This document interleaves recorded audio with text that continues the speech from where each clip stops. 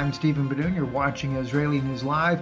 You know, a couple of little things I wanted to bring to your guys' attention here this evening. UK justification for refusal to grant Skripal's niece a visa doesn't hold water.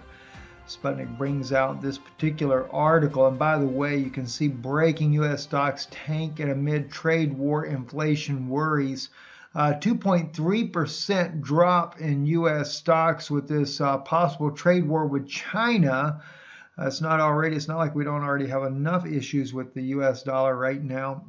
And if I can be of any good news about the U.S. dollar, we have seen ourselves over in Europe a drop of about 25% in value. Believe it or not, 25%. Well, just recently at an ATM machine, we did see a slight increase in value. That's been the first time. Very, very minute, though. I don't know if it'd be considered even maybe 0.5%, but nonetheless, a little bit of an increase in value. So that kind of made me feel a little bit better. Going back to the Skripal case, though, the daughter of Sergei Skripal, Viktoria, is very interesting. Some of the things that she says in here says the Russian embassy in the UK criticized on Friday the statement by the UK Foreign Office about the violation of immigration rules by Viktoria Skripal had applied for a UK visa, saying that it does not hold water, and suggests that the UK embassy should have assisted Skripal in correcting her application.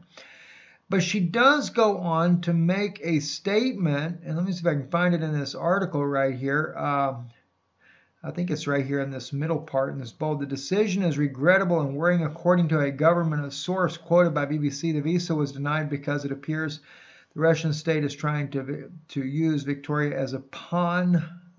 That's not the one I'm looking for. The Home Office reference to violation immigration rules doesn't hold water. That's not the one either. Maybe it's not in this particular article. I thought it was, but his daughter actually, maybe this is it here. Earlier, after being denied visa, Viktoria Skripal alleged in an interview with Sky News that the British must have something to hide. That is right there on your screen. Notice this paragraph right here. This is the girl that was poisoned that the British government is accusing Russia of doing, and she's wondering if they don't have something to hide.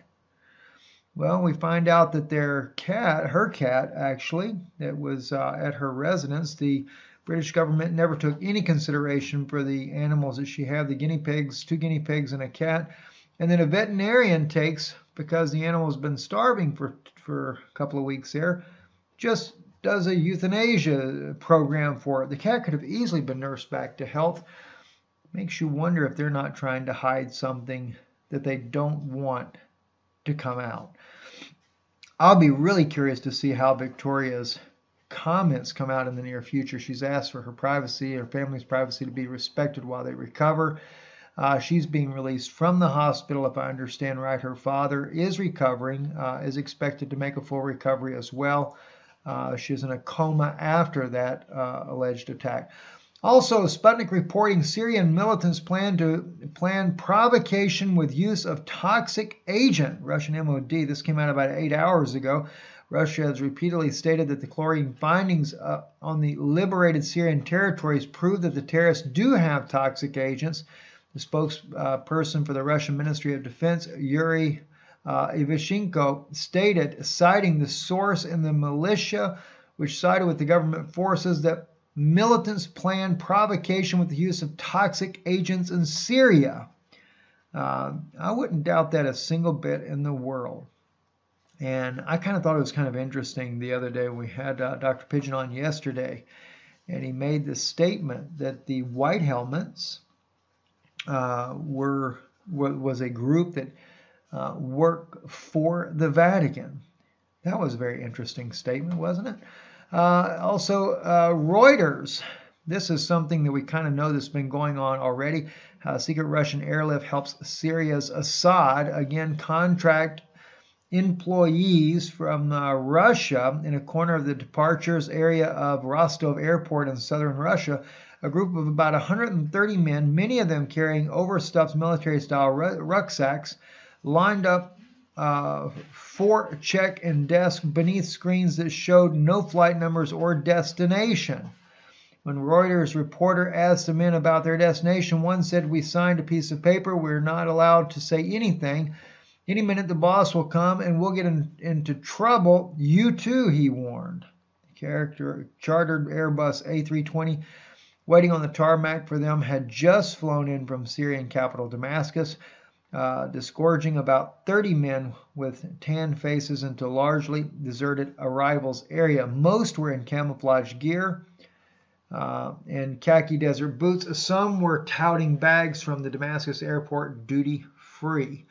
So I can imagine, and of course we already know that Russia is using contract labor, much like what the U.S. used with Blackwater over in Iraq. It gives you a way to be able to put unofficially soldiers into a combat situation without saying that you have soldiers in that place. Very interesting. Anyway, I'm Steve Benoon. Just a couple of the highlights here for this evening. Look forward to sharing some insights with you guys tomorrow on Israeli News Live. So good evening and Shabbat.